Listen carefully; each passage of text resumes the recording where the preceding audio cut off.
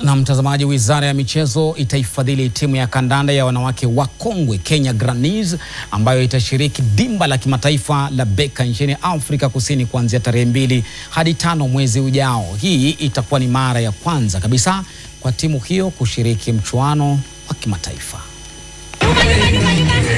Timu ya kandanda ya wanawake wakongwe ya Grannies iliasisiwa mwaka 2024 katika kaunti ya Uasin Gishu na Elgeyo Marakwet, ikiwa inajumuisha wanasoka walio kati ya umri ya miaka 52 na 75.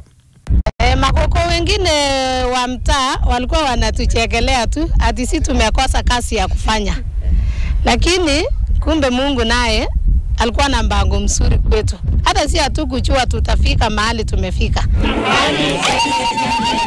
Katibu mkuu wa Wizara ya Michezo humu nchini Peter Tuma alitembelea timu hii katika shule ya msingi ya Mutei, kaunti ya Uasin Gishu, ambapo alitoa ahadi ya serikali kuipiga jeki kifedha ili iende Afrika Kusini kushiriki dimba la Beka kati ya Aprili 2 na 5 mwaka huu. Tutawapatia full uniform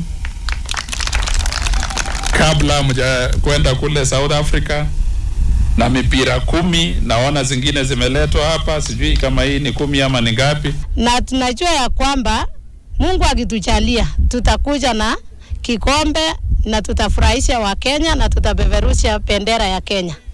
Sijawahi kupanda ndege, hata sijawahi kukaribia hiyo vigeti yao.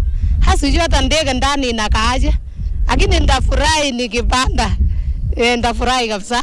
Mchuano wa kimataifa wa Beka utaandaliwa Nkowa Limpopo na utajumuisha timu 32 kutoka mataifa ya Kenya, Marekani, Ufaransa, Togo, Zambia, Msumbiji, Zimbabwe na Ghana.